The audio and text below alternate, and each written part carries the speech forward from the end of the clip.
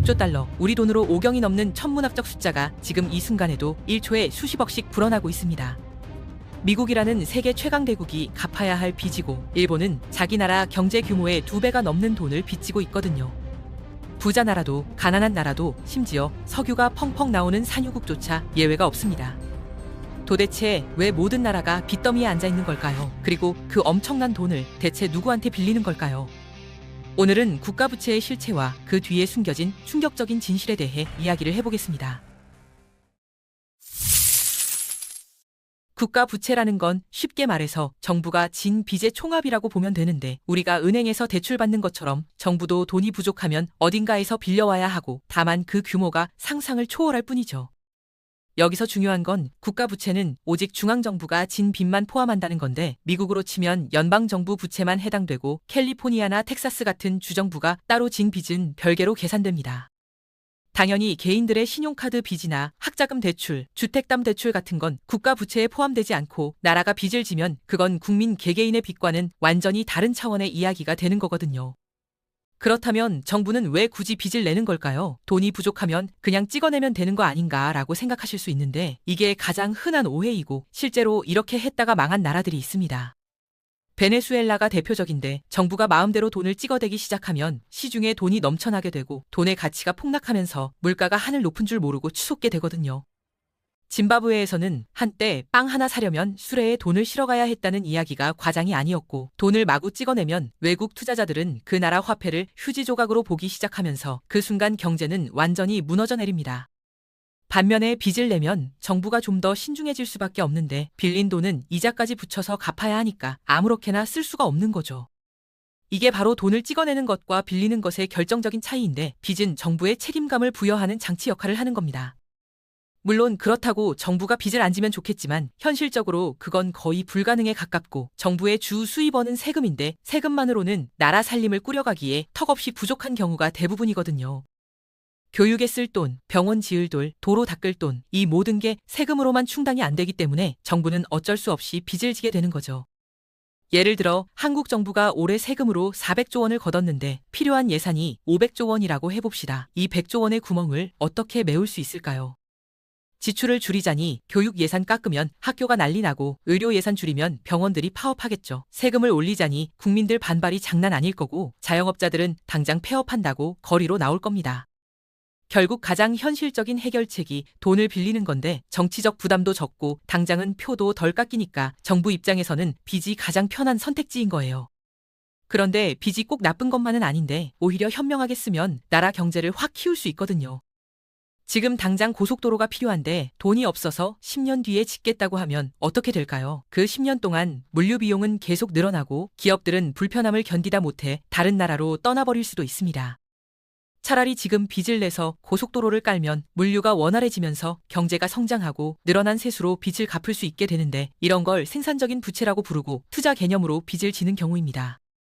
2020년 코로나 팬데믹 때를 떠올려 보면 이해가 쉬울 건데 전 세계가 멈춰섰고 사람들은 일자리를 잃었거든요. 미국 정부는 이때 단 1년 만에 GDP의 18%에 해당하는 3조 8천억 달러를 빌렸고 긴급 재난지원금 주고 실업수당 주고 망해가는 기업들 살리는데 천문학적인 돈이 들어갔습니다. 만약 이 돈을 안 썼으면 어땠을까요? 실업률은 대공황 수준까지 치솟았을 거고 수많은 가게들이 문을 닫고 경제 회복에는 수십 년이 걸렸을 겁니다. 위기 상황에서 빚은 생존을 위한 선택이 되기도 하는 거죠. 그리고 솔직히 인정하기 싫은 진실이 하나 있는데 정부도 우리처럼 돌려막기를 합니다. 2010년에 빌린 돈을 2020년에 갚아야 하는데 돈이 없으면 어떻게 할까요? 새로 빚을 내서 옛날 빚을 갚는 거예요. 이게 계속 반복되는 건데 문제는 이 고리가 영원히 지속될 수는 없다는 것이고 스리랑카가 2022년에 510억 달러 외채를 갚지 못하고 디폴트를 선언했을 때 나라 전체가 혼란에 빠졌거든요. 거리마다 시위대가 넘쳐났고 대통령은 도망가듯 나라를 떠났는데 빚 돌려막기가 한계에 부딪히면 나라 전체가 무너질 수 있다는 걸 보여준 사례죠. 마지막으로 좀 기술적인 이야기인데 정부는 경제를 조절하는 도구로도 빚을 활용하고 물가가 너무 많이 오르면 채권을 발행해서 시중에 돈을 빨아들이고 반대로 경기가 너무 침체되면 빚을 내서 돈을 풀어 경제를 살리는 거죠. 금리를 조절하는 수단으로도 쓰이는데 이건 좀 복잡한 이야기라 다음에 따로 다루는 게 좋을 것 같고 중요한 건 빚이 단순히 돈이 없어서만 지는 게 아니라 경제 운영의 핵심 도구라는 점이에요. 자, 그러면 이 천문학적인 돈을 도대체 누가 빌려주는 걸까요? 수조 달러를 가지고 있는 은행이 어디 있다고 정부에 돈을 빌려줄 수 있는 걸까요? 사실 정부는 한 곳에서 돈을 빌리는 게 아니고 크게 세 가지 경로로 돈을 조달하는데 바로 국내와 해외 그리고 중앙은행이에요. 이 세 가지를 하나씩 뜯어보면 정말 흥미로운 사실들이 드러나는데 먼저 국내에서 빌리는 경우를 보면 놀랍게도 여러분도 정부에 돈을 빌려줄 수 있습니다. 바로 국채를 사는 건데 국채라는 건 정부가 발행하는 일종의 차용증이고 여러분이 이걸 사면 정부가 나중에 원금에 이자까지 붙여서 돌려주겠다고 약속하는 거예요. 한국에서도 개인이 국민주택채권이나 국고채를 살 수 있거든요. 그리고 일반 시민뿐만 아니라 시중은행들도 국채를 엄청나게 사는데 신한은행이든 국민은행이든 이런 은행들이 수조 원어치 국채를 보유하고 있어요. 보험회사나 연기금도 마찬가지인데 국민연금이 정부 국채를 사는 건 꽤 일반적인 투자 방식이거든요. 여기서 재밌는 게 있는데 정부 기관이 정부 빚을 사기도 하고 이걸 정부 내부 부채라고 합니다.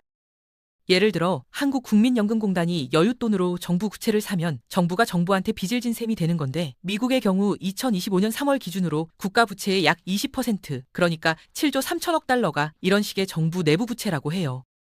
오른손이 왼손한테 빚을 지는 묘한 상황인 건데 어쨌든 빚은 빚이니까 국가 부채에 포함되는 거죠. 해외에서 빌리는 경우도 많은데 외국 사람들도 다른 나라 국채를 살 수 있거든요.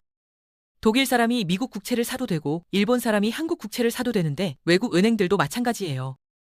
그런데 가장 큰 손은 역시 외국 정부들인데 일본과 중국이 미국 국채를 가장 많이 보유하고 있고 각각 1조 달러 안팎을 들고 있어요. 왜 다른 나라 국채를 살까요? 미국처럼 안정적인 나라의 국채는 안전자산으로 여겨지고 금리도 받고 원금 떼일 걱정도 거의 없으니까 좋은 투자처인 거죠. 그런데 만약 경제가 불안정한 나라라면 이야기가 달라지는데 외국 정부나 투자자들은 그런 나라의 국채를 잘 안 사고 못 갚을 수도 있으니까요. 대신 직접 대출을 해주는 방식을 선택하는데 이때는 조건이 붙고 세계은행이나 아시아개발은행 같은 국제기구들이 개발도상국에 돈을 빌려줄 때 이 돈은 반드시 도로나 학교 발전소 같은 특정 프로젝트에만 써야 한다는 조건이 붙거든요. 금리는 낮지만 자유롭게 쓸 수 있는 돈은 아닌 거예요. 그리고 정말 경제가 막장까지 간 나라들이 찾아가는 곳이 있는데 바로 IMF 국제통화기금이죠. 한국 사람들한테 IMF는 정말 트라우마로 남아있을 텐데 1997년 외환위기 때 우리나라도 IMF 구제금융을 받았으니까요. IMF 대출은 이자는 낮은데 조건이 정말 혹독해서 세금 올려라, 공무원 수 줄여라, 공기업 민영화해라 이런 식으로 나라 살림에 직접 개입하거든요. 그리스와 아르헨티나, 인도네시아 같은 나라들이 IMF 조건을 따르다가 오히려 경제가 더 나빠진 사례도 많고 그래서 IMF는 정말 최후의 수단으로만 찾아가는 곳이에요. 마지막으로 중앙은행에서 빌리는 경우가 있는데 이건 좀 특수한 상황이고 이론적으로 정부가 자기 나라 중앙은행한테 돈을 빌릴 수 있어요. 중앙은행이 돈을 찍어서 정부 국채를 사는 방식인데 이걸 화폐화라고 하고 문제는 아까 말한 것처럼 이러면 인플레이션이 터질 수 있다는 거예요.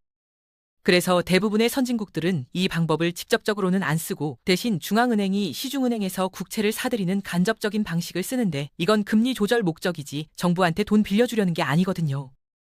자, 이제 핵심 질문으로 돌아가 봅시다. 국가 부채는 과연 나쁜 걸까요? 결론부터 말하면 상황에 따라 다른데 빚을 현명하게 쓰면 경제 성장의 발판이 될 수 있고 무책임하게 쓰면 나라를 망하게 할 수도 있어요. 좋은 빚의 예를 들어볼게요. 정부가 고속철도를 건설하기 위해 빚을 냈는데 이 고속철도 덕분에 지역 경제가 살아나고 관광객이 몰려들어 세수가 늘었다고 해봅시다. 늘어난 세수로 빚을 갚고도 남는다면 이건 좋은 빚이었던 거죠. 반면에 나쁜 빚도 있는데 빚으로 빚을 갚는 돌려막기가 계속되면 결국 이자 내는 데만 예산이 다 들어가게 됩니다. 교육이나 의료에 쓸 돈이 빚 갚는 대로 빠져나가면 국민들 삶의 질은 당연히 떨어지겠죠. 그리고 빚이 너무 많아지면 투자자들이 불안해하기 시작하는데 혹시 이 나라가 못 갚는 거 아닐까 하고요. 그러면 신용등급이 떨어지고 신용등급이 떨어지면 더 높은 이자를 내야 하고 더 높은 이자를 내면 빚이 더 빨리 늘어나는 악순환에 빠지게 됩니다. 그렇다면 빚이 얼마나 많아야 위험한 걸까요? 정확한 숫자는 없지만 보통 GDP 대비 부채 비율로 측정하거든요. 한 나라의 빚이 그 나라 경제 규모의 몇 %냐를 보는 건데 예를 들어 부채 비율이 60%라면 그 나라 GDP가 100조 원일 때 빚이 60조 원이라는 뜻이에요. 많은 경제학자들이 60% 이하를 안전선으로 보는데 사실 이건 딱 정해진 기준은 아니고 일본은 GDP의 200%가 넘는 부채를 지고 있는데도 멀쩡하게 잘 돌아가고 있거든요. 반면 부채 비율이 훨씬 낮았던 스리랑카는 디폴트가 났고요. 미국 같은 경우 부채 한도라는 제도가 있는데 법으로 정해진 빚의 상한선이고 이걸 넘으면 더 이상 빚을 못 지게 되어 있습니다. 문제는 이 제도가 사실상 무용지물이라는 건데 한도에 도달할 것 같으면 의회에서 한도를 올려버리거든요. 디폴트 나는 것보다는 한도 올리는 게 낫다는 논리인데 결국 빚을 줄이려는 노력보다는 한도만 계속 높아지는 상황이 반복되고 있습니다. 마지막으로 누구나 한 번쯤 궁금해했을 질문인데 빚 없는 나라는 없을까요? 이론적으로는 가능하지만 현실에서는 거의 불가능하고 전 세계에서 부채가 제로인 나라는 단 하나도 없어요. 그나마 가장 가까운 게 마카오인데 마카오는 나라가 아니라 중국의 특별행정구거든요. 인구 70만 명의 면적은 서울의 20분의 1밖에 안 되는 작은 지역이고 카지노 수입이 라스베가스보다 많아서 빚 없이 운영이 가능한 거예요. 그런데 미국이나 한국 같은 나라를 통째로 카지노로 바꿀 수는 없잖아요. 사실 빚 없는 나라가 되려고 시도조차 안 하는 이유가 있는데 빚을 완전히 없애려면 지출을 엄청나게 줄이거나 세금을 어마어마하게 올려야 하고 둘 다 경제 성장을 멈추게 하고 국민들 반발을 사게 되거든요. 그리고 더 중요한 문제가 있어요. 정부 부채가 없으면 국채도 없다는 건데 국채가 사라지면 안전자산이 사라지는 거고 국민연금 같은 연기금들은 안전하게 돈을 굴릴 곳이 없어지면서 어쩔 수 없이 위험한 투자처를 찾아야 해요. 그러면 여러분의 노후 자금이 더 위험해지는 거죠. 결국 국가부채란 양날의 검입니다. 잘 쓰면 나라를 성장시키는 연료가 되고 잘못 쓰면 나라를 망하게 하는 독이 되거든요. 다음에 뉴스에서 정부 부채가 또 늘었다는 소식을 들으면 단순히 빚이 많다고 걱정하기보다는 그 빚을 어디에 어떻게 쓰고 있는지를 봐야 하고 빚의 양보다 빚의 질이 중요하며 결국 이 빚을 잘 관리하느냐 못하느냐가 그 나라의 미래를 결정하는 거니까요.